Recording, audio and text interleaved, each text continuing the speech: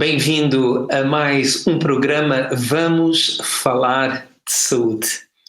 Nas últimas décadas, os cuidados de saúde materno-infantis no nosso país têm melhorado muito e, por conseguinte, também melhoraram os principais indicadores nacionais nesta área, que nos colocam ao nível dos outros países europeus. Em 2019, contudo, soou o alarme porque houve um pequeno retrocesso com um ligeiro aumento da mortalidade materna. Por essa razão, também o assunto da vigilância na gravidez voltou a estar nas notícias e a receber maior atenção. Por isso, o nosso tema de hoje é exatamente este: vigilância na gravidez.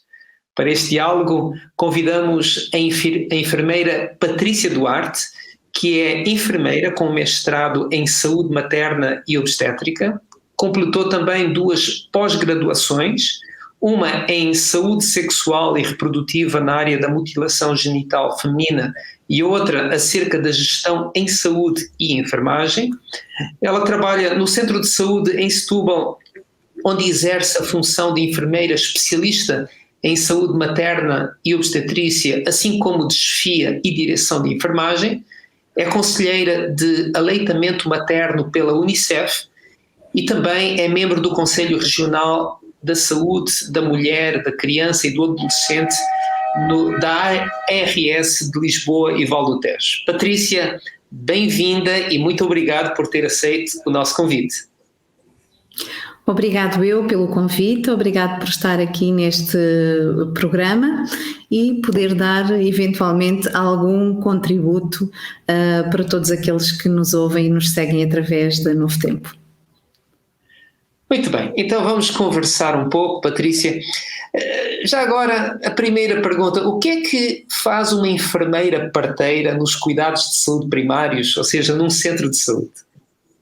Bom, essa pergunta é pertinente porque fazem essa pergunta muitas vezes. Em primeiro lugar, uma enfermeira parteira, porque muita gente, quando digo que sou enfermeira especialista em saúde materna, ninguém percebe muito bem o que é isto de ser enfermeira especialista em saúde materna. E quando digo que sou enfermeira parteira, então as pessoas já compreendem um pouco mais do que é esta minha especialidade. A enfermeira parteira não é exatamente, no estrangeiro, não é exatamente a mesma coisa do que ser enfermeira especialista em saúde materna. As enfermeiras parteiras no Reino Unido são apenas especialistas na área da gravidez, não são enfermeiras, e as enfermeiras especialistas de saúde materna no nosso país, além das competências do enfermeiro generalista, têm também competências na área da saúde materna. O que é que faz uma enfermeira parteira nos cuidados de saúde primários? Bom, ela cuida da mulher inserida na sua família e na comunidade, desde a área do planeamento familiar, da área da pré-conceição, na área da vigilância da gravidez, no trabalho de parto quando está no hospital, no pós-parto e no climatério, que é a área que vai desde o início da alteração, portanto, da sua menstruação até à menopausa, e depois também trabalha a área das afecções ginecológicas. Portanto, temos um vasto trabalho nos cuidados de saúde primários. Pessoalmente trabalho neste momento só na vigilância da gravidez e na contracepção de longa duração, porque também acumulo a área da gestão. Compreendi, agora estou mais esclarecido. Patrícia, agora a questão é esta: sendo a gravidez um processo fisiológico, qual é a necessidade de vigilância? Bom, como diz a DGS, já desde 2015, realmente a gravidez é um estado de saúde e, por isso, sendo um estado de saúde, por si só não requeria um tratamento. Mas nós sabemos que há várias mulheres, já desde há milhares e milhões de anos, que passam por este processo fisiológico, e que realmente ele é um processo que não necessita de nenhum tratamento, elas geram um novo ser que traduz numa adaptação de uma nova situação. Portanto, há uma modificação corporal, há uma modificação emocional que acaba por culminar normalmente no nascimento de uma criança, de uma ou mais crianças. Infelizmente nem sempre termina assim, mas naturalmente termina assim. Só que depois, no século XX, foi possível demonstrar que a acessibilidade aos cuidados especializados, quer na gravidez, quer no parto e no pós-parto, assim como o planeamento da gravidez, fez com que houvesse uma diminuição drástica da morbilidade e da mortalidade, não só maternas, como também fetais e infantis. Isto fez com que não só nos outros países, mas particularmente em Portugal, a introdução do Programa Nacional de Vigilância da Gravidez, enquadrada na rede de referenciação materno-infantil e na articulação que começou a existir nos cuidados de saúde primários com os cuidados hospitalares, surgissem então as unidades coordenadoras funcionais. O que é que significa isto? Estas unidades que surgiram no nosso país forneceram aqui protocolos a nível da saúde materna e a nível da saúde infantil que favoreceram então estas vias verdes entre os centros de saúde e os hospitais, permitindo assim que nós pudéssemos referenciar estas mulheres e estas crianças para um atendimento mais rápido nos cuidados diferenciados e vice-versa, tornando assim isto um marco decisivo para o sucesso que foi então conseguido. Tudo isto associado também às medidas de saúde pública, como é o exemplo, por exemplo, as taxas de vacinação, em que Portugal realmente tem umas taxas de adesão fantástico através do seu Plano Nacional de Vacinação, os cuidados alimentares que têm sido também cada vez melhores relativamente àquilo que se passava nos anos 70, a educação para a saúde, que realmente tem vindo a ser investida, a literacia em toda a população, mas sobretudo a nível da gravidez, tem vindo a ser conseguida muito através dos seus profissionais, bem como todo o enquadramento legal que tem sido conseguido através da proteção da parentalidade. Não tem sido ideal, mas já se tem conseguido muita coisa. Tudo isso tem realmente contribuído para que a mortalidade e a morbilidade materno-infantil tenha colocado Portugal num lugar entre os países com melhores indicadores na saúde materno-infantil a nível da comunidade europeia. Que bom que é assim. Patrícia, será que poderemos ver esta fase da gravidez então como um agente promotor de saúde? Eu digo que sim, realmente a gravidez é uma oportunidade que as grávidas, mas também os casais têm de promover a sua saúde. Mas eu iria um pouquinho mais atrás, Daniel, para dizer o seguinte. O paradigma da nossa saúde mudou em Portugal e a visão que nós temos dos utentes modificou. Os utentes hoje em dia não são vistos como dependentes e esta utilização do modelo biomédico deixou quase na totalidade de existir, embora ainda existam algumas bolsas de resistência que nós enquanto enfermeiros especialistas, tentamos combater. E o modelo que utilizamos hoje é um modelo que também é promovido pelo Plano Nacional de Saúde, que é um modelo em que o cidadão é considerado responsável pela sua própria saúde, mas também responsável pela saúde da sociedade onde está inserido. Ou seja, eu quando promovo uma consulta à minha grávida, eu entendo ou vejo a minha grávida como minha parceira nos cuidados de saúde. E, portanto, como tu estavas a perguntar, e muito bem, a gravidez assim comporta-se como uma fase promotora de saúde.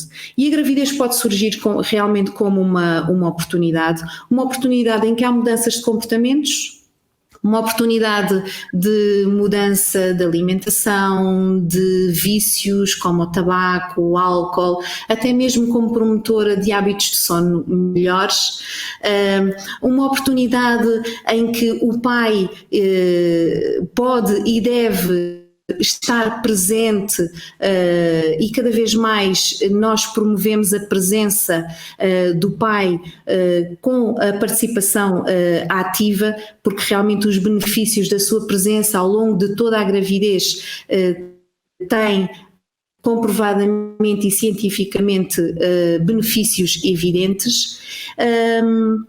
É também uma fase em que existem novos desafios. Cada vez mais esta é uma área onde nós profissionais temos tido vários desafios. A gravidez, como tu sabes e todos nós sabemos, tem vindo a ser adiada. Temos cada vez mais grávidas mais velhas, portanto mulheres com mais de 35, 40 anos, em que esta é a idade da sua primeira gravidez, e com isto tudo vem também patologias que faz com que tenhamos que desenvolver exames mais específicos que aumentam também a morbilidade e a mortalidade materna. Temos também mulheres que vêm de outros países, temos uma comunidade estrangeira cada vez maior no nosso país, que nos traz e nos levanta desafios enormes, não só da sua barreira linguística, mas também práticas culturais que trazem consigo e que diariamente nos trazem com elas desafios também grandes. E claro que isto para nós profissionais é uma aprendizagem grande, com desafios de formação constante para que possamos dar uma resposta de segurança e de qualidade a estas mulheres.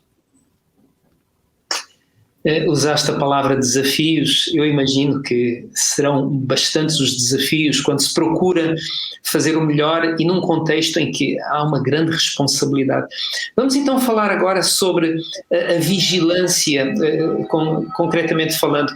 E logo à cabeça surge a consulta pré-concepcional, não é? Podes-nos falar um pouco sobre esta primeira consulta e os seus objetivos, como é que esta consulta funciona? Pronto, como pudeste ver neste quadro em que eu apresentei, a gravidez vai desde a pré-conceição, a gravidez propriamente dita, o parto e até o puerpério. Portanto, a gravidez comporta todas estas fases.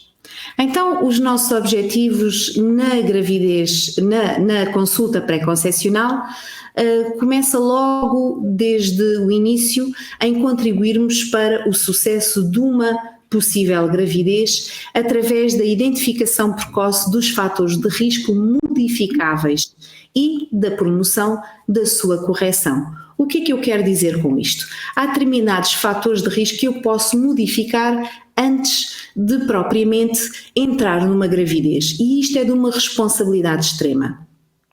Muitas das situações que nos chegam às consultas são situações já de uma gravidez instalada, e as pessoas não têm noção dos perigos que correm quando chegam até nós já com uma gravidez diagnosticada. A gravidez deveria ser programada pelo menos com 3 meses de antecedência e deveria ser devidamente programada. Como assim? Há determinados fatores de risco que poderiam ser modificáveis. E eu vou-te dar apenas um exemplo muito simples, como o exemplo, por exemplo, da obesidade.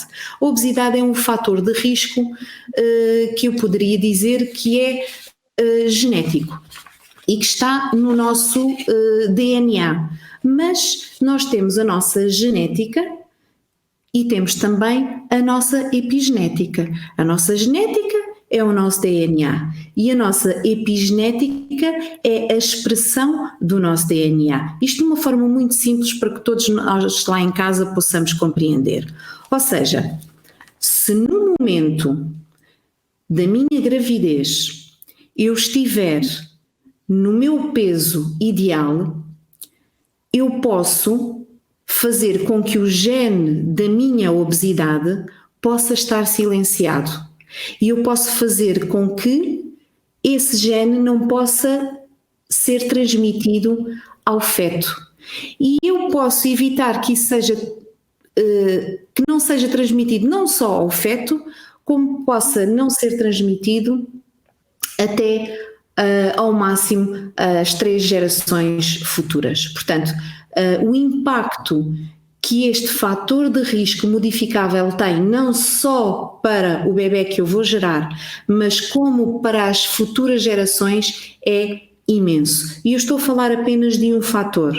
Portanto, a responsabilidade de eu gerar um bebê é imensa e por isso não deve ser feito de ânimo leve. Este é apenas um dos fatores que me deverá fazer ou que me deverá levar a uma consulta pré-concepcional. Um outro é estabelecer o risco de anomalia reprodutiva num determinado casal.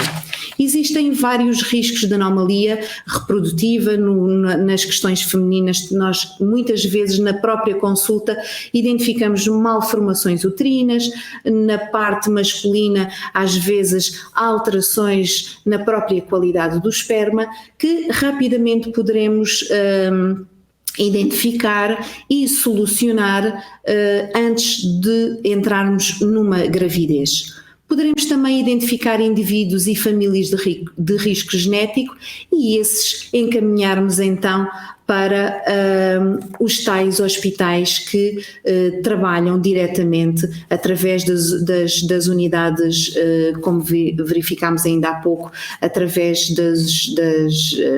das unidades que trabalham diretamente com os centros de saúde, e referenciá-las diretamente para que estes casais possam ter um aconselhamento especializado e assim evitar existir malformações com os seus bebés.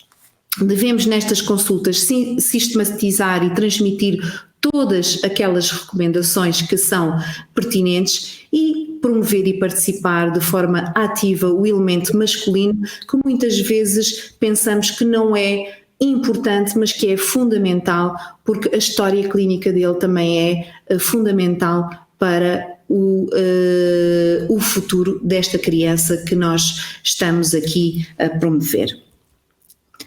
Outra intervenção que devemos ter nesta consulta é manter a contracepção segura. Portanto, estes casais devem manter a contracepção pelo menos durante estes 3 meses, até que tenham realmente o resultado dos exames que foram prescritos e todas as medidas que foram aqui equacionadas e que foram estabelecidas, até sabermos que realmente eles estão em condições ótimas para poderem então procriar.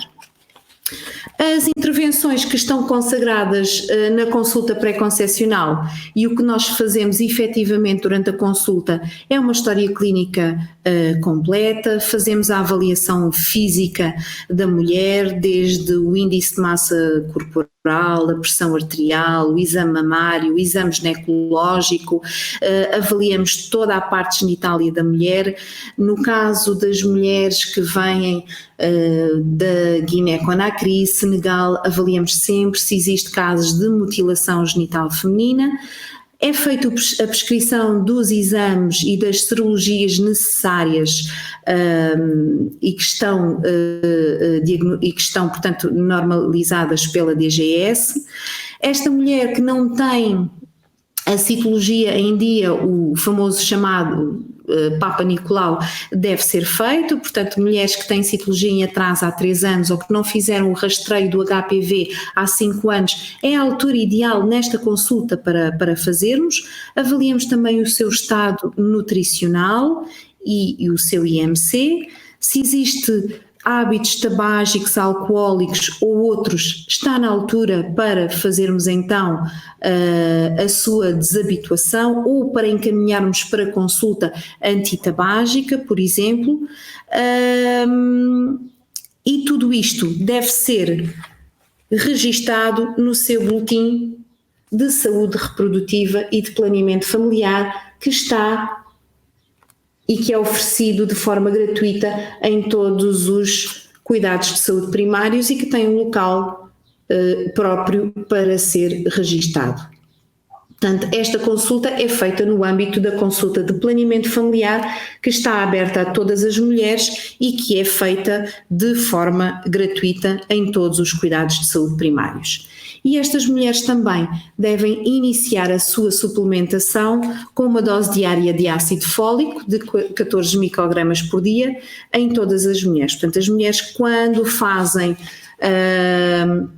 a preparação de uma gravidez, devem ter pelo menos 3 meses de ácido fólico para a prevenção do risco dos defeitos do tubo neural, porque realmente a nossa alimentação, e mesmo vivendo e mesmo tendo, portanto, uma alimentação variada, a nossa alimentação não nos dá esta dose diária de ácido fólico. Depois, então, é recomendado também um aporte de iodo, um aporte de 150 microgramas de iodo para as mulheres em pré-conceição. Apesar de vivermos num país junto ao mar, de facto nós não temos estas doses diárias de iodo, mesmo com uma alimentação variada também, e mesmo vivendo junto ao mar. Um estudo foi feito, por exemplo, nas mulheres que vivem na Madeira, 95% destas mulheres tinham doses inadequadas de iodo e, portanto, a sua suplementação veio-se a mostrar benéfica tanto para elas como para os seus bebés. E é preciso também recolher e registar toda esta informação sobre os medicamentos, não só os que a mulher toma, mas também os que o homem toma, porque muitas vezes a medicação que o homem toma é depois excretada e tem influência no próprio esperma, que acaba por ser teratogénico para o próprio bebê e, portanto, toda esta informação é extremamente útil e importante de ser recolhida nesta consulta pré-concepcional. Se este casal, após 12 meses de relações sexuais mantidas sem nenhuma contracepção e sem haver nenhum motivo óbvio para que não consiga engravidar, então estes devem ser referenciados para uma consulta de infertilidade para serem, obviamente, avaliados pelos especialistas. Muito bem. Sem dúvida que esta é uma fase extremamente importante, a fase pré-concepcional. Obrigado pelas indicações tão precisas e importantes. Agora, chegamos à fase da gravidez, a vigilância da gravidez, concretamente falando. Podes-nos falar então, Patrícia, agora um pouco sobre esta vigilância, incluindo a periodicidade das consultas, os cuidados que precisam de ter lugar? Bom, a vigilância da gravidez para nós, sobretudo enquanto enfermeiras parteiras, está assente nestes 3 pilares que vocês podem verificar. Nos cuidados pré-natais, portanto, toda a mulher, independentemente de ser portuguesa ou não, de estar ou não em situação regular ou irregular no nosso país, tem direito à vigilância, a consultas gratuitas, independente de ter ou não médico de família. Portanto, esta mulher tem direito à acessibilidade universal desta consulta. Depois, a educação para a saúde é realmente o pilar da componente da vigilância da saúde materna. Já diz o povo que saber é poder. E a literacia em saúde é importantíssima para que uma mulher, um casal, uma família possa de facto escolher com base na evidência científica, para poder escolher realmente com fundamentação e sabendo aquilo que está realmente a escolher e sem escolher sem o verdadeiro fundamento. Às vezes as pessoas escolhem porque a amiga lhes disse, porque ouviram alguma coisa num blog, mas é importante irem buscar a fonte científica. científica, e é por isso que nós lá estamos enquanto profissionais de saúde. E depois o terceiro pilar, muito importante, é a preparação para o parto e para a parentalidade.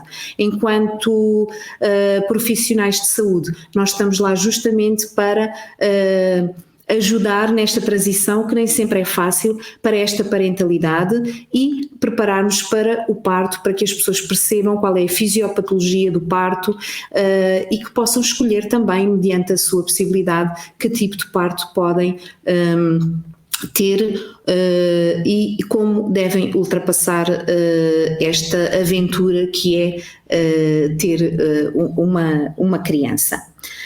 Em termos de objetivos, qual é o nosso objetivo na vigilância da gravidez? É avaliar o bem-estar materno e fetal através da história clínica e dos exames que vão ser feitos ao longo da gravidez, sempre detectar qualquer situação desviante, e por isso nós em qualquer altura avaliamos o risco através da escala de risco de Goodwin, que é a escala que nós utilizamos de forma universal. Portanto, uma grávida pode iniciar uma gravidez com um risco baixo, mas em qualquer altura pode-se diagnosticar um médio risco ou um alto risco e ter que ser vigiada no hospital e não nos cuidados de saúde primários.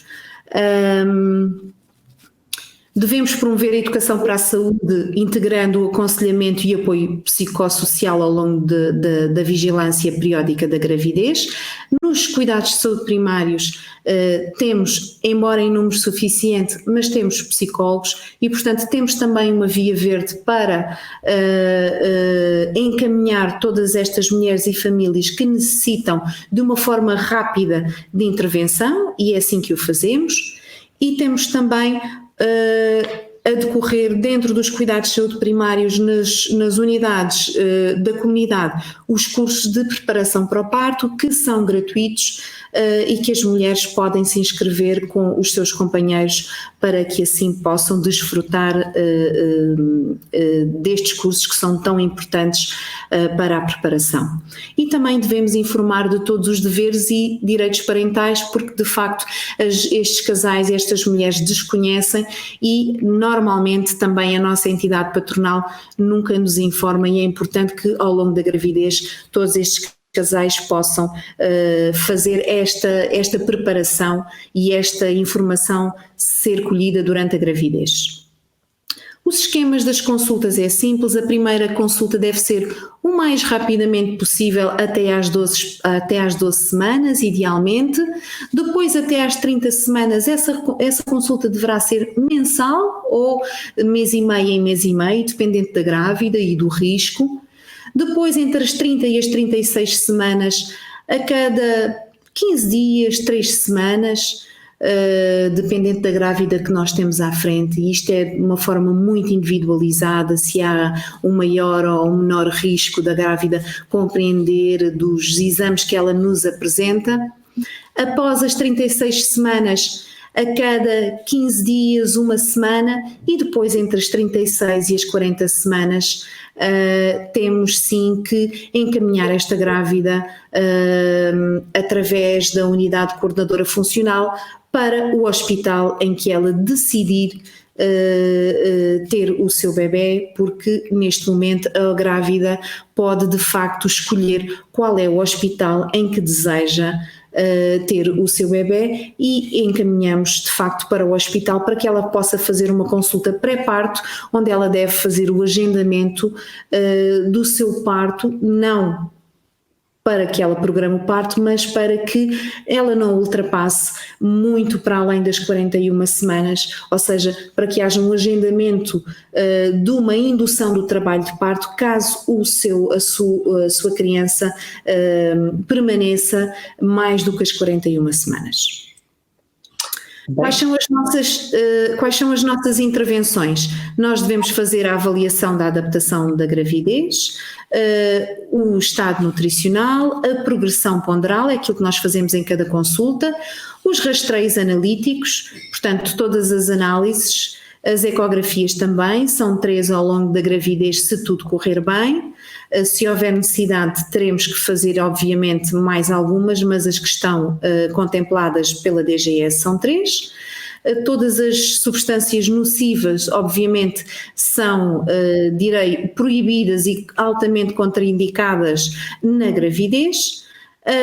Devemos sempre questionar sobre a ingestão de fármacos, sobretudo os de venda livre, porque às vezes há muitas grávidas que consomem medicamentos de venda livre, sobretudo os da parafarmácias e alguns chazinhos, algumas mesinhas que pensam que podem fazer. Portanto, é preciso ter muito cuidado com o que se toma durante a gravidez e confirmar a suplementação, se realmente estão a fazer o iodo, se realmente estão a fazer o ácido fólico, se estão a fazer um polivitamínico que já tenha lá o ácido fólico e o iodo. Não devem fazer a medicação a dobrar, sobretudo o iodo, por causa da função tiroideia. Portanto, tudo isso deve ser então validado na sua gravidez. A avaliação do estado vacinal é importantíssimo. Estas grávidas, durante o seu período de gravidez, devem fazer, em termos de vacinação, a vacinação da tosse convulsa, idealmente às 32 semanas. Se forem grávidas com um RH negativo, devem fazer a sua isoimunização, portanto devem fazer uma imunoglobulina às 28 semanas. Se não têm a citologia em dia, se não fizeram Papa Nicolau na consulta pré-concepcional, devem fazê-lo logo na primeira consulta de gravidez. O tal rastreio da violência doméstica, se não foi feita na pré-consulta, também deve ser feita durante a gravidez. Infelizmente, nós temos casos de violência doméstica também no seio da gravidez e é importante fazer esse rastreio. O rastreio da mutilação genital também deve ser feito e deve ser assinalado no portal sempre que identificamos uma situação destas, para que não se perpetue na sua descendência. Deveremos sempre comunicar a todas as grávidas os sinais de alerta. Nenhuma grávida deve sair de uma consulta sem saber quais são os sinais de alerta e quando deve recorrer ao hospital perante os sinais de alerta. Falarmos sempre de quando deve se inscrever para as aulas de preparação para o parto, porque elas idealmente iniciam-se entre as 28 e as 32 semanas, e a preparação para a amamentação, que é um tema que dir-te-ia que ficaríamos aqui uma semana, claro, e como não temos tempo, dir-te-ei apenas que aqueles que estarão interessados em abordar este tema podem ver no YouTube os vídeos de um pediatra extraordinário, Jack Newman Videos, que ajuda-vos a preparar para a amamentação. E se têm alguma dúvida sobre a medicação que podem ou não podem fazer durante a amamentação, lactancia.org irá com certeza retirar as dúvidas não só às mães, mas também aos profissionais sobre esta matéria. É verdade, Patrícia, o tema excede em muito o tempo de que dispomos aqui. E agora vamos, na sequência, temos ainda uma última pergunta. Esperamos que tudo tenha corrido bem, que o bebê tenha nascido, e agora, depois do parto, quais são os cuidados da mãe, que cuidados em relação ao recém-nascido, e como é que o pai pode também ter aqui uma parte, contribuindo para uma boa recuperação e transição serena para a parentalidade? Bom, Daniel, eu vou-te dizer que esta é daquelas consultas que eu mais aprecio fazer, porque de facto é esta uma consulta onde realmente nós sentimos que o nosso envolvimento, a nossa presença é realmente útil. A avaliação do bem-estar físico e emocional desta mulher e deste casal é muito importante. E é muito importante nós percebermos qual é a dinâmica. Se nós já conhecemos durante a gravidez, é muito mais fácil trabalharmos este casal e estarmos presente e comatarmos apenas as dificuldades. Se nós não conhecermos, é um pouco mais complicado. Mas é muito importante estarmos disponíveis. Na altura do diagnóstico precoce, normalmente eu fico com estes casais no mínimo 1 hora. E no mínimo 1 hora porquê? Porque não faço apenas o diagnóstico precoce e vou sempre ao encontro das suas necessidades, e cada vez elas são maiores.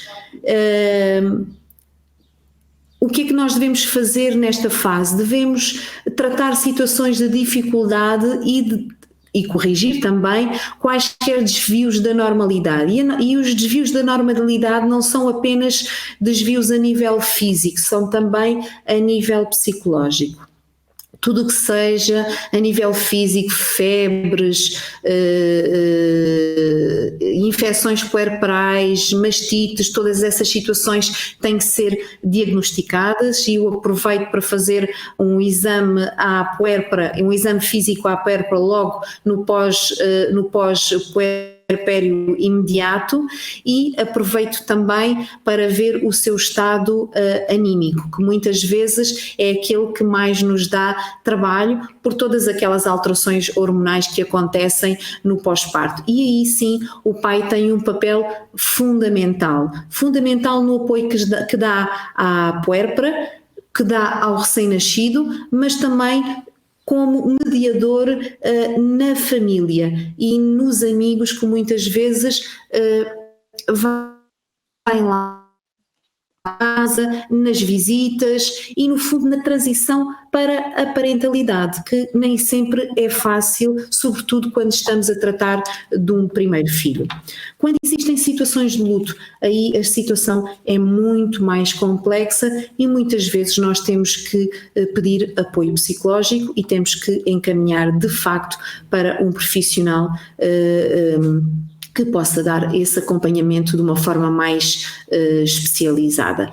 Ou também, quando existe um internamento do recém-nascido, também o apoio que temos que dar tem que ser um apoio completamente diferente, porque esta mulher vem, no fundo, sem o acompanhamento daquele que era o bebê imaginário, e vem, de certa forma, amputada daquele ser que ela tanto idealizou ao longo das 40 semanas. Esta consulta deve ser feita entre a 4ª e a 6ª semana, é feita mais precocemente nas mulheres ou mais velhas ou nas adolescentes, porque de facto existe um risco acrescido destas mulheres terem complicações. Naquelas mulheres que passaram por uma cesariana, é necessário uma avaliação um pouquinho mais minuciosa,